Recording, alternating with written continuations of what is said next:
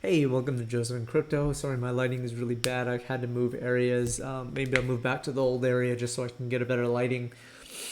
But I want to go into games. So this will be a series on games and crypto. I think this is going to be huge. And to share with you guys the thought process is that I'm a gamer, and if you're a gamer as well, you understand that a lot of times you spend a lot of time and a lot of money and you don't own any of the assets, right? Like you pay money for a game or for items, and technically it's not yours. You don't own it. And all that time that you spend, it's wasted, right? And so, what I love about crypto gaming, what I'm starting to see, is the ability to play and earn while you're playing. So, Splinterlands is such a good example. Fun fact: my brother was told me about this way back in I think March, and he's actually a top 50 player. You can actually just go to leaderboard and uh, champions, and you'll find him in the top 50 almost always. If you click on last season as well, champion, he's going to be there in the top 50. I'm not going to name who he is, but anyway, his account is worth six figures, which is just incredible, and it blows me. This is my wife's name, but um, it's incredible to me, like how much crypto gaming has blown up just for playing. Like, think about playing and enjoying a game for months and having it become six figures, just by playing it. Splinterlands, if you guys don't know, it airdrops you according to your power, deck, and all this other stuff, and it just airdrops you. Mine is worth $8 out of 48 days. So assuming that is like times seven, then this will be worth like times seven, which is like what, 54 or something like that. Forgive me if my math is wrong. But anyway, so in this game, you basically just battle other people, and you basically just create a team based off of the cards that you own. They also give you some starting cards as well. You can also rent in this game, and I'll show you guys that stuff. But you can just do a lot of stuff on this game, and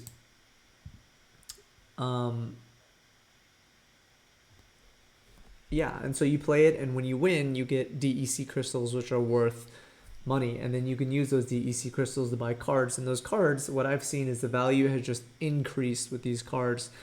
Personally, when I joined, I think somewhere in, I don't know, earlier in the year, I barely played it. I bought 10 booster packs, and those booster packs, like everything I bought, the price just was worse, right? Let's say I spent $10 for a booster pack. Well, I opened it and it was worth like 50 cents, and I was really frustrated with that. So I was like, screw this game, I don't want to continue it.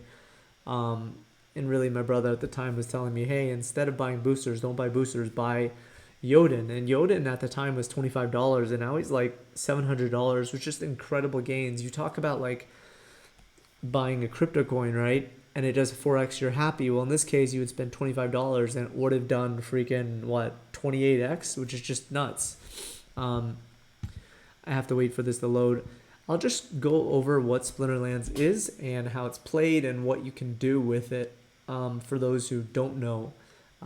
It sucks that this person's taking forever. You can also play it on your phone, which I like to do because I don't want to wait. I usually play another game when I'm waiting, but I'll go through other games when time goes by.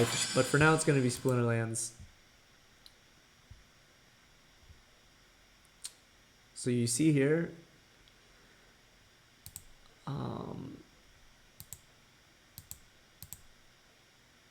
this is me and this is him. And I think I lose, but let's see. Yeah, I lose. Oh, I win. Okay, cool. So you earn DEC crystals, which is here. And I got 2.65. And then in the market, you can go and I clicked on cards in the market.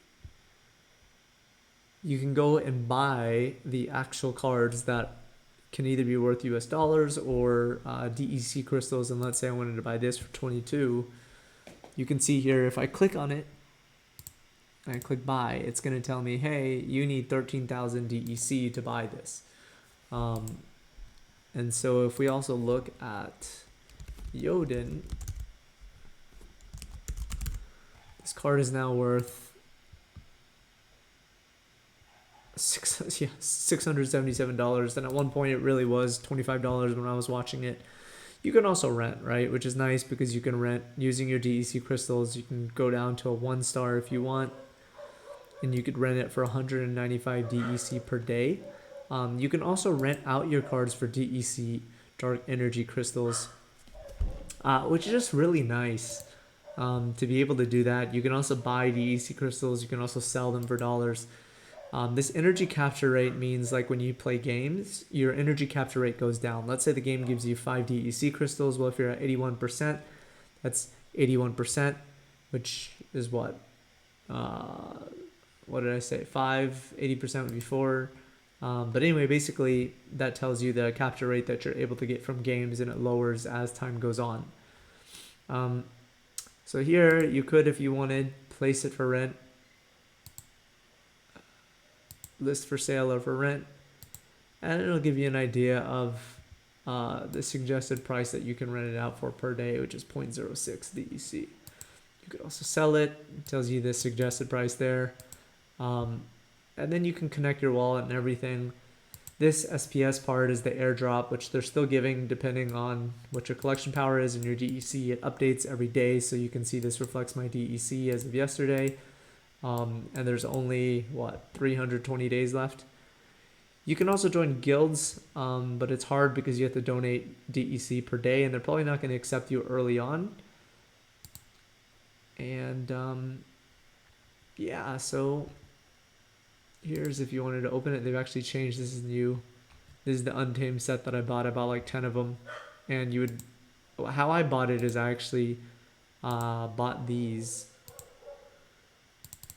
Okay, I don't know how to click into it, but basically I spent US dollars and I bought it with this. So anyway, that's a look at Splinterlands. It's quite a big game.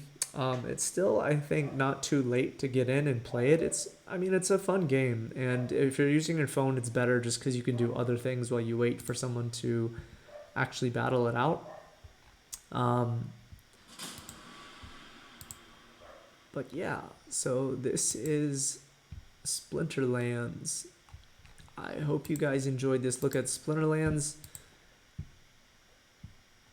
And yeah, I'd sign up and just play, and should be a decently fun game. I think this one will be one of the games that has actual adoption later on. It already has adoption, but I mean, like, one of the, you want to think of things like, will it be here 3 to 5 years from now? And I really believe that this game will be here like 3 to 5 years from now, because it is a fairly decent game. I lost. And like, that's where you want to invest your time. I'll go into other games series in the future, but I just wanted to go over Splinterlands first because it's one of the earlier games that I've been into. Again, I didn't play it for a long time until I realized my brother's account was worth 6 figures. So yeah,